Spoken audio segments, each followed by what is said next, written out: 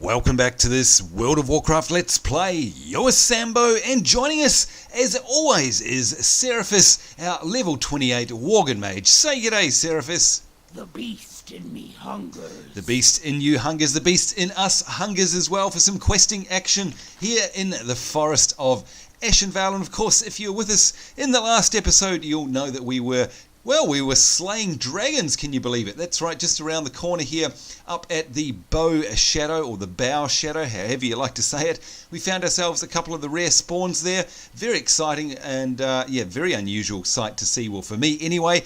I'm not sure if they spawn there all the time. Perhaps we'll have to go back and have a look another time, but that was very exciting. Where are we? Well, we're right on the edge. You can see here, if I make the map bigger, right on the eastern edge of Ashenvale, and I just thought we'd come down here so you could have a little bit of a look.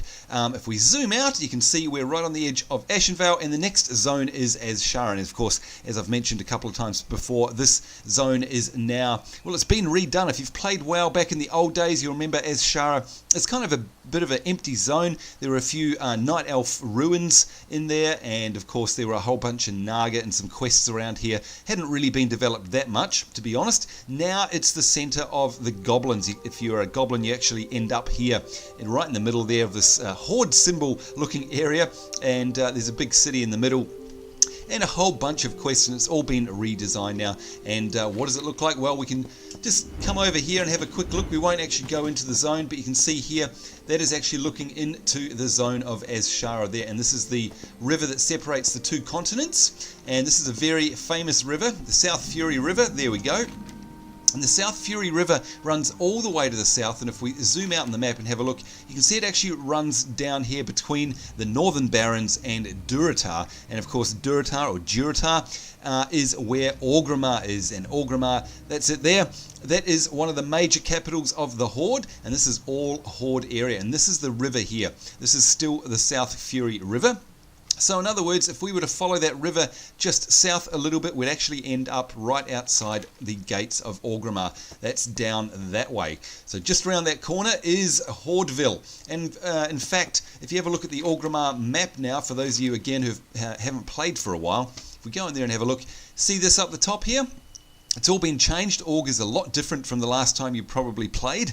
And off the back here, this actually empties out into the zone of Azshara. In fact, if we go right out here, you'll be able to see, yeah, there it is there. There's a gap in the hill. There's actually a road that winds its way down, and you can actually get to Azshara out the back of Orgrimmar now. And you can see where we are right here on the edge. So we're very, very close to Horde territory. So we won't go any further at the moment. But there you go, folks. That's the kind of look of Azshara, and that's the South Fury River. And in fact, you can see some Horde outposts down the bottom there, just to the south of us, where we're going to be questing later on. That is the Warsong lumber camp down there. We'll be heading into that area. And in fact, you can start to see an actual Horde presence. There is Kulg Gorespatter.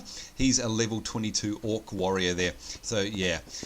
Alright, so in the meantime, of course, we've got stuff to do.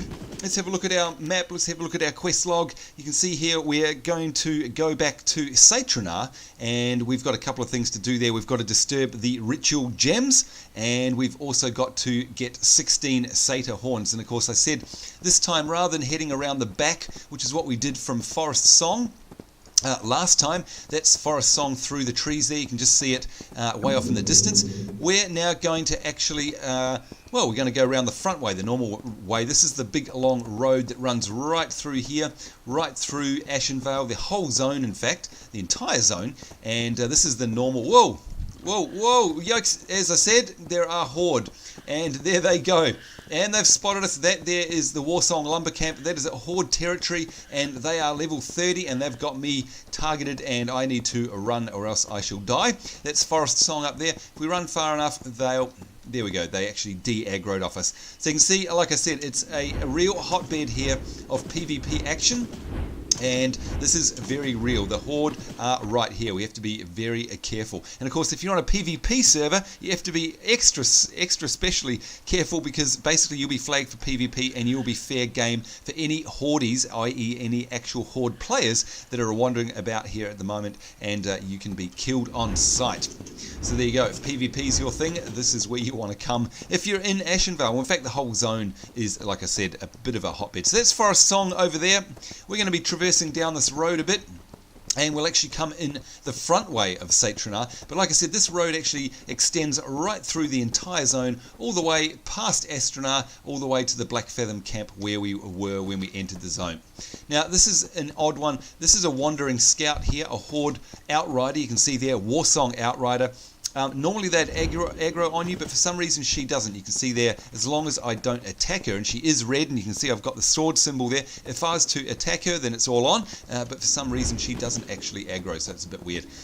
Anyway, we're going to go to the front of Satyrnaar, and again, isn't it absolutely beautiful here in Ashenvale? It's just a huge, huge zone, huge big forest. This is the gate to Satyrnaar. You can see it came up there on our screen before. What's down this way? Let's have a look on the map. You can see that's where we need to go for the Shameful Waste quest. Speak with Gnarl at the Warsong Lumber Camp in Ashenvale. Now, the Warsong Lumber Camp, let me get the map up here, actually takes up a huge part of the zone. It's kind of all around here. So yes, it was up where we ran past just before, but it actually takes up a big chunk of the zone. So all of that in the south there is Warsong, just so you know. But yeah, huge zone. Look at them. Trees. You can't see anything. It goes to the horizon. It's so big. The view distance actually fades out before the zone does. It's just incredible and amazing. I love it. Alright, so here we go. We need Satyr Horns, so we're going to basically go straight into Satyrnaar. And there are those gems as well, the ritual gems, which is what we need. So let's open up with a good old Frostbolt and start collecting our horns. Now, I'm not sure how many horns per Satyr drop. I'm going to assume 2. Sometimes some mobs drop weird amounts. There we go. Let's have a look. One Satyr Horn. Alright, so I'm guessing that some will drop a couple though, so we'll just have to wait and see. And once again, these guys are only level 19. And of course, we are level 28, so they're a lot lower than we are. They're not going to give us any XP. But we're here to do the questing anyway and to have fun and have a grand adventure, so we don't mind that they don't give us XP. Here for the story as well, of course. And the good old sound of clear casting popping off there, which of course means that we get a free spell. And blasting it to finish it off with the arcane missiles there. There we go, 3 out of 16. And look at the range we've got here. Of course, you can always hover over your ability with the tooltip there, and it'll tell you that in this case it's got a 40-yard range.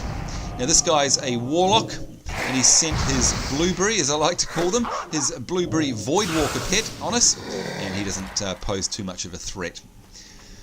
So we'll loot this guy, the Black Heart Hellcaller. There we are, 4 out of 16, and here's the rituals we need. Just need to right click on them, the ritual gems.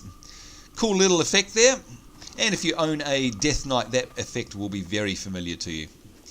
So here's what it looks like from the other side. And of course, we came in the back way over there, up the top of the hill. In fact, we came down there and came in the behind those buildings. This time we've come in the normal way off the road. And there is another, what's that, a Black Heart Shadow Stalker. You can just see him there. Kind of a rogue character, and he's stealthed in the shadows there, so if you're not careful you'll kind of stumble across them, or basically on top of them, so you do have to be a little bit careful, or just keep an eye out. You can see them sort of skulking around in the shadows. There's another one over there. Of course, another way to find them is just to hit tab. If you just keep hitting your tab key, it will cycle between all the available targets that are around, including ones that are stealthed as well. Okay, let's take out this minion first. We've got another warlock. He's got a fire imp as a pet there. We'll actually get rid of that one first. Just because they actually, you can see there, they actually fire fireballs at us, which can be quite dangerous. I just want to get rid of him. Then we'll take care of the actual mob itself, actual warlock. And there we go. Always a good thing. Pets can be nasty in WoW. If you're up against a hunter, sometimes you can ignore them, but sometimes they really do really do cause all sorts of problems, so it pays to take out the pet, or at least polymorph it, of course. I need a target. Being a mage, of course, we could have polymorphed that imp, which means turning it into a sheep, which would have disabled it long enough for us to be able to take out its boss first. Alright, 3 out of 8 of the gems disturbed. We're getting there slowly, and there was... Now look, here's a good example of using tab. So if I just hit tab, you can see there, I'm cycling between these two, but you can see it's also picking up that stealthed one, which you can probably only just barely see on the YouTube video. So it's a really nice, handy little tip there. Tab cycles between available targets within a certain range, of course.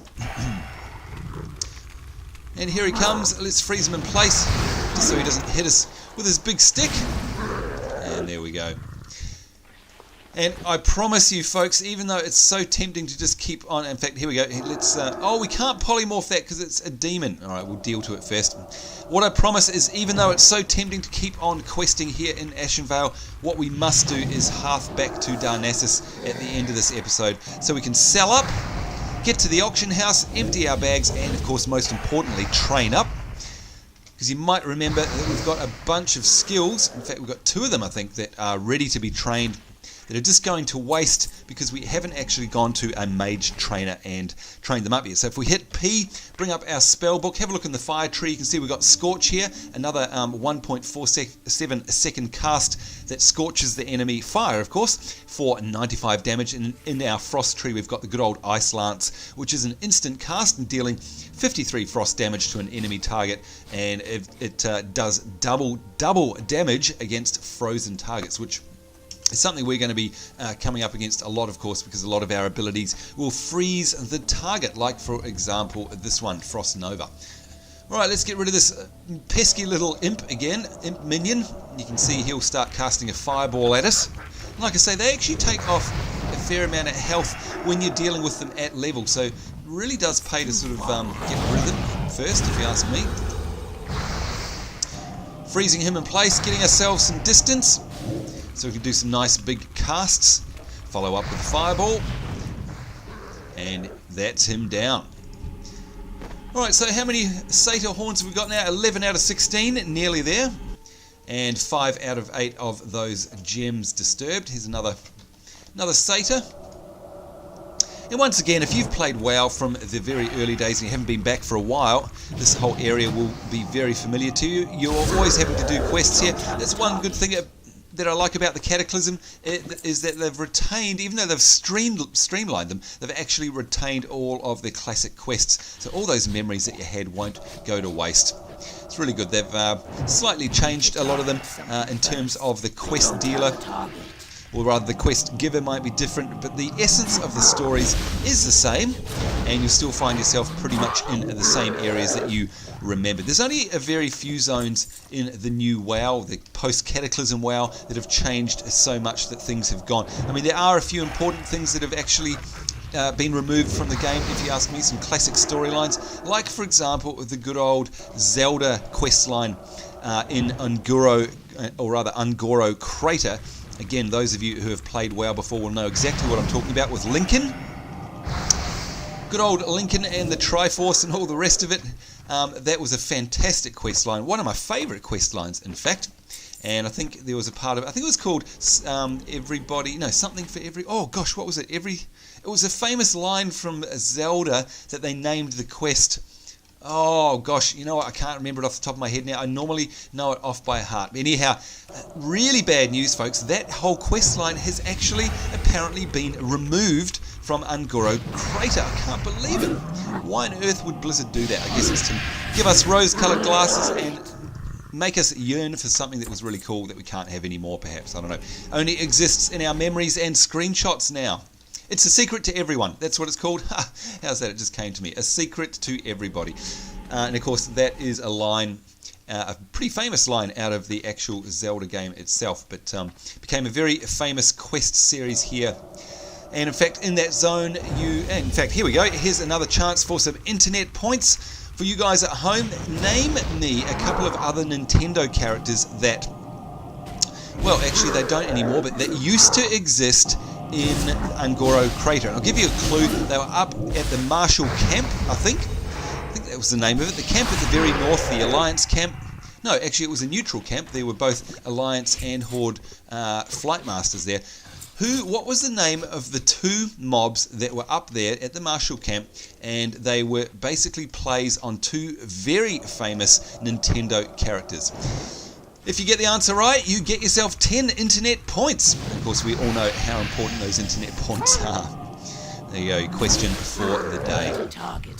Alright, looks like we've cleaned up, we've done our business here. Now, what do? We've got 15 minutes left. I think what we'll do is we'll mount up, and perhaps what we'll do is head back and hand these two in rather than going down to the Warsong lumber camp. We'll just actually hand back in at Forest Song, going back out to the main road, of course, into the beautiful Ashenvale Forest. Look at it. I love the colour scheme here. And of course, purple being my favourite colour, just so you know. I love that. Look at that. It's just purple everywhere. Deep royal purple. Fantastic looking zone. Can never ever get sick of this zone or get sick of the music in this zone, which is very stereotypical Night Elf, the main Night Elf themes. And it's so relaxing and peaceful.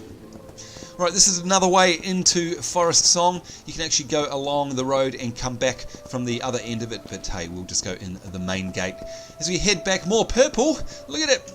Head back to our quest givers, and of course we need to find ourselves a repair vendor and just a general vendor to sell our junk. And here we go, weapon merchant, and of course looking for the anvil symbol on the minimap. We can do repairs and use our good old Sell-O-Matic loot add-on there to just sell everything up. Let's have a look at this. What do we got? 1345 mana for our normal sweet nectar that we've got, and this is only 437, so I'm just going to sell that mana that we picked up as a drop to the vendor.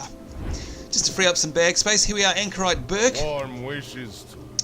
We are in your debt, Mage, unable to complete their nefarious rituals, and of course this is because we cleaned up those ritual gems. The Satyr are now fighting a losing battle where they are unable to replenish their numbers. Good health. Good health to you. We got a bunch of XP, 1000 XP and 250 Exeter rep there, which is great. And here's Ileana. Please help me avenge Anilia's death, and that's of course why we were collecting the Satyr Horns. Thank you, kind Worgen. My sister's spirit is gladdened by your efforts. Another 1000 XP, and you can see we're actually inching close to level 29 now, so we're going to actually have to start thinking about the good old Dungeon Finder. And of course you'll know from the past couple of episodes I've been talking about this, we've got to the end of level 30 where we have to do Black Fathom Deeps and Stormwind Stockades. So that's even more reason why we should probably halt the questing here in Ashenvale, even though I really want to carry on, because I could honestly run around here in Ashenvale forever in a day. I just love it. In fact, let's have a look. What quests have we got? Just the one down in Warsong, which is a shameful waste. If we have a look at that, you can see it's actually grey anyway, so it doesn't matter. And we've also got these other ones here. A Charmed Life. Hang on, let's turn all these on. Track them. Don't know why they're not tracking automatically. We can see up there we've got a Loon's Tear, and up here a Not So Charmed Life. So once we've been to Darnassus, we'll come back, we'll fly directly to Satyrnaar, and that will put us in the area for these other two here. In the meantime, you know what time it is, folks. It is a Hearthstone time. Let's use that, and of course that's set to the Howling Oak right at the top end of Darnassus. That'll take us straight back to the main city, up the top of the tree of Teldrassil, of course. And off we go. There we go. Oh, it's going to be good being back in Darnassus. We haven't been here for a while. Here we go, the innkeeper. Now straight away I need to look for, where are we? Our mage trainer. There's somewhere over here. Here we go. Okay, exciting times for us. Two new skills. Chipper-looking one. I seek further training. There we go. Scorch. We'll train that for 51 silver, and Ice Lance will train that for 63 silver. There we go. And you can see we get our new skill called Ice Block here at level 30. That's a really important skill. Of course, we'll go over that at the time. We also get Remove Curse at level 30 as well, and then Slow Fall, another famous mage trait or skill there at level 32. That's enough gabbing for me today. That's enough gabbing from you today. Alright, so we want Ice Lance. Let's actually pop that on our bar now. You'll see there that's an instant cast. So I'm actually going to pop it with my other instant spells at the end here. And whoops. What am I doing? There we go. And the other one we got, of course, was Scorch. Now, Scorch is a casted ability. So I'm going to move all my instant ones down. And now what's that? That's an instant cast. Right, so we'll grab that one and pop that on there. So now all of these are casted abilities. In fact, you know what? I'm even going to put it with the other fire ability right there. So that's basically a really quick burst, upfront pyro sort of fire blasty spell. Not instant in terms of its casting, but instant in terms of a whole bunch of upfront damage. Now, speaking of things, let's have a look at our talent tree. Okay, so our next talent point is at level 29, so we've just got a few bars left on that, and we'll be able to get ourselves another talent. We're going to have a bit of an investigation there, see which point we're going to, which skill or talent we're going to actually put our point into. I haven't really investigated that just yet. Alright, so it's time to mount up and head to the good old auction house, because it's time to make some money on the AH. And of course, as I always say, if you're not using the auction house and you're playing well, you're doing yourselves a huge disservice, because you've seen how much money we've got. I mean, look at it, we've already got 125 gold. All of that pretty much is just from working the auction house, and of course we haven't worked it very hard at all. We're hardly ever here in Darnassus. In fact, we should be here a lot more than we are, for the specific reason of doing the cooking and fishing dailies, as well as, of course, using the auction house to make lots of money. So you can imagine if you were using it every day, just how much you would make, and that's lots. Alright, so nearly at the AH. Well, it's been so long I've even forgotten what we've got in our bags to be able to put up. I'm pretty sure we've got a bunch, lots of players around, good to see. And Darnassus is one of the least player populated cities as well, not sure why that is.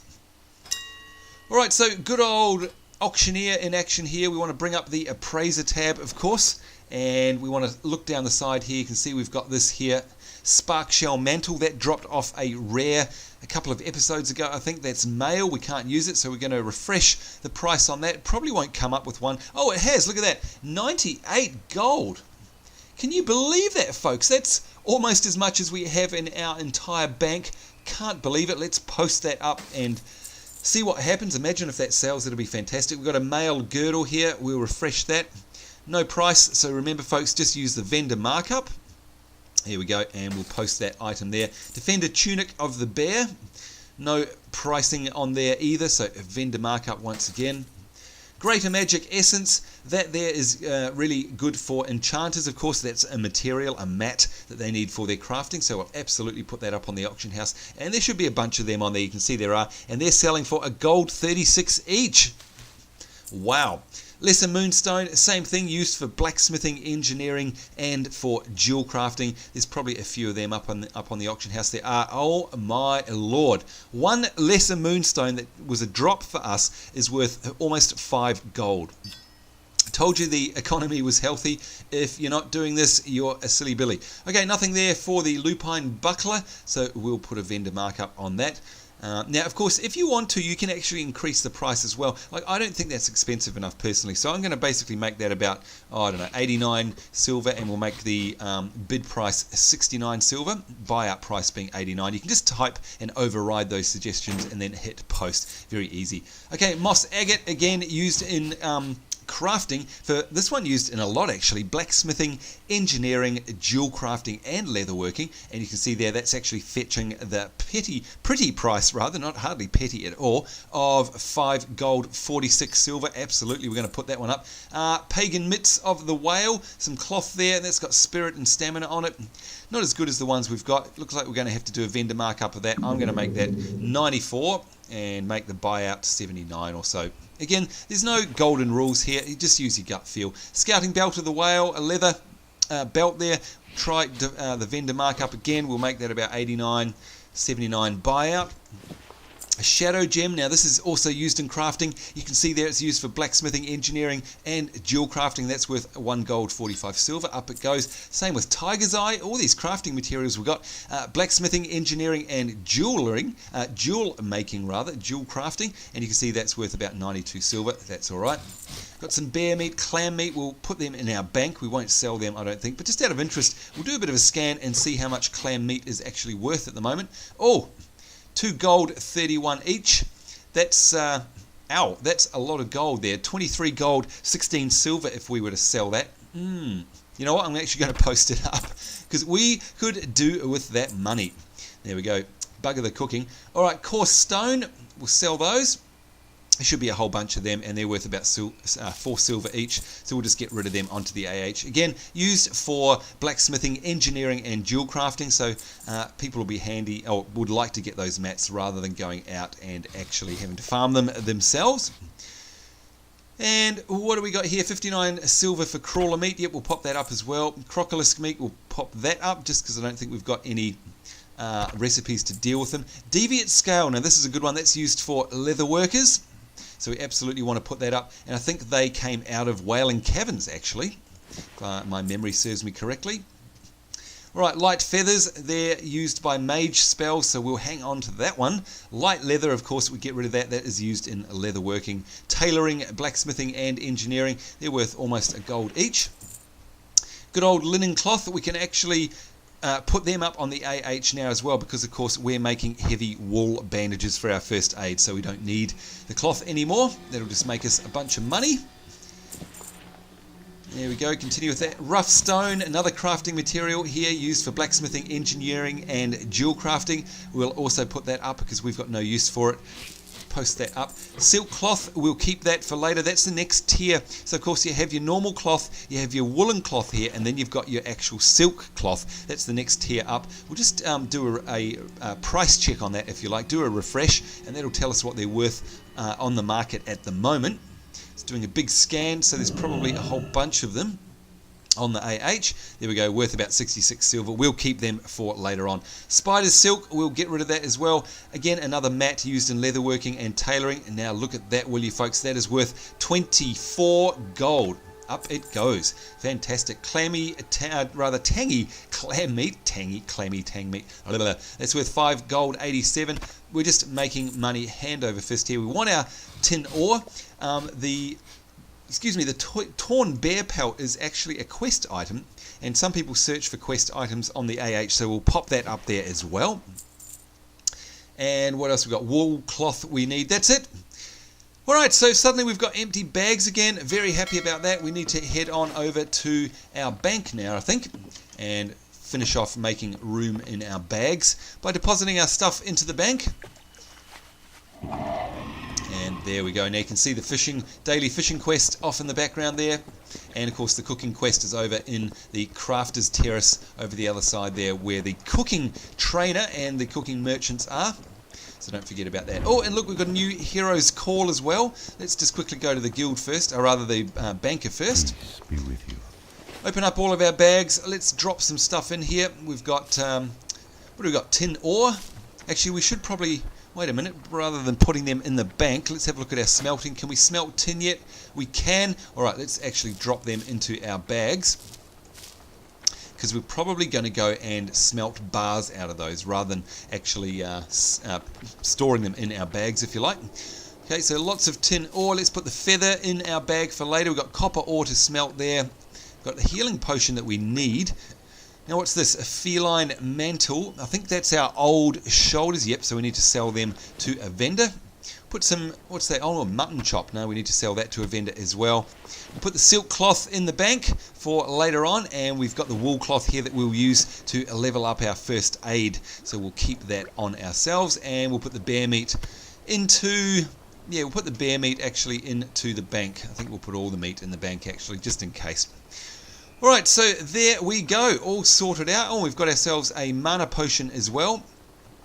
And of course the mana pots are instantly able to restore mana, and they're 320 mana in this case, rather than actually sitting down and drinking a drink. We get to actually pop them straight away. So what I might do is get rid of the minor mana potion. We'll put that on the auction house, or rather just sell it to a vendor probably, and we'll use this lesser one instead. So there we've got our instant healing potion, our instant mana potion down the bottom, and then of course we've got our overtime heals and drinks, which is the food there and the sweet nectar.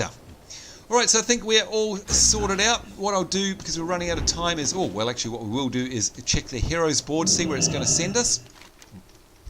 Heroes call Stone Talon Mountains. Now this is a new zone, and of course the Heroes board is designed to basically allow people to know where to go next. In the old days, of course, you might remember all the people that used to run around going, oh, where should I go at level 29? I don't know where to go. This board basically did, and of course you don't have to go there, but it directs you in the appropriate zone to go. And if we have a look on the old map, we zoom out, go over to Kalimdor here, you can see here's where we are. Here's Ashenvale, which is where we're currently questing. Right to the south of it, on the western side, is Stone Talon Mountains. So you can see we're starting to get deep into Kalimdor, and that's what it looks like there. And oh my gosh, look how many flight points there are now. There used to be, can you get this? There used to be only one up the top here at the Thaldarar Overlook. That was the only ever flight point there was. And you actually came into the zone either down here or down here. And you used to have to run all the way up the mountain to get to the flight point. Now, of course, there's flight points everywhere. Oh, talk about easy. Anyway, let's pick this quest up all the same. Heroes call Stone Talon Mountains by order of His Royal Highness King Varian Rin, who of course is the leader of the Alliance. All able-bodied citizens at the Alliance are to report to Huntress Jellin at the Stardust Spire in Ashenvale. The Horde's forces are poised to push into Stone Talon, and they must be oppressed or opposed. You can reach Stardust Spire by travelling to the southern part of Ashenvale Forest near the border with Stone Talon for the glory and honour of the Alliance. So of course it's telling you exactly where you need to go. So it's very handy. I do like this for new players and players who aren't familiar with all of the zones. It's perfect.